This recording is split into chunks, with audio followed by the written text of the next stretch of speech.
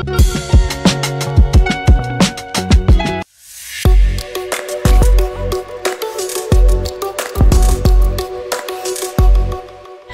Everyone and welcome to my channel. আমি Ananya and চলে এসেছি আজকে আর একটা নিউ ভিডিও নিয়ে।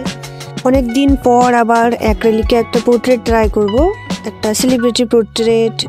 তোমরা শেষ পর্যন্ত দেখো, বুঝতে পারবে যে কাকে আমি ড্র করার চেষ্টা করেছি। পেন্সিল স্কেচে সাধারণত আমি পোর্ট্রেটগুলো করে থাকি, বাট কিছু নতুন এক্সপেরিমেন্ট করব বলে আজকে ট্রাই করলাম।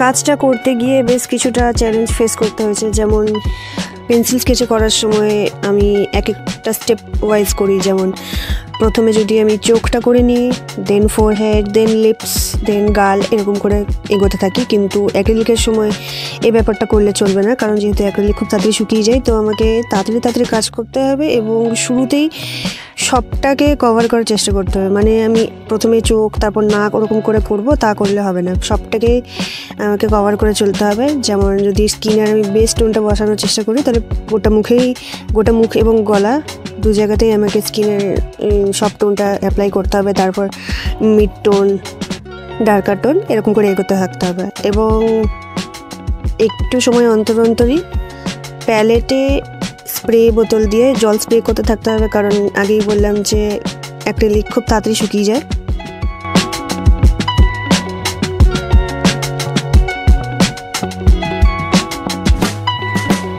বার্ন সিয়েনা কালারের একটা বেস লেয়ার চাপিয়ে দিয়েছি, খুবই পাতলা, অনেকটা পরিমাণ জল মিশিয়ে একটা পাতলা লেয়ার চাপিয়ে দিয়েছি।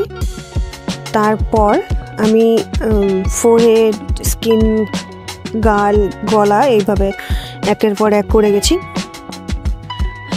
অ্যাক্রিলিক করতে গেলে একটা সমস্যা কি হয়, যে আমি যেহেতু প্রথমেই ব্রাউন কালারের একটা বেস টোন চাপিয়েছিলাম, তো তার জন্য আউটলাইনটা, মানে ফেসের যে আউটলাইন, চোখের যে আউটলাইন কতটা লম্বা বা কতটা ছোট হবে, সেই ব্যাপারটা ঢেকে যায় কিছুটা হলেও। তারপর গিয়ে আমি আবার যখন স্কিন টোনটা চাপাই, তখন আবার কিছুটা ঢেকে যায়। এইভাবে করতে করতে না আউটলাইনটা কিছুটা হলেও ঢেকে যায়, দিয়ে লাস্ট মোমেন্টে গিয়ে বোঝা সমস্যা হয়ে যায় যে আমার চোখটা কতটা লম্বা ছিল বা আইব্রোটা কতটা চওড়া ছিল। কিন্তু প্র্যাকটিসের সাথে সাথে এটা কিছুটা হলেও আয়ত্ত করা যায়। আমি সেটাই চেষ্টা করছি, সেটার চেষ্টা করার জন্যই নতুনভাবে শুরু করেছি, যে যাতে করে আমি অ্যাক্রিলিকেও এক্সপার্ট হতে পারি অ্যান্ড অল। দেখো তোমরা প্রসেসটা, আশা করি ভালো লাগবে।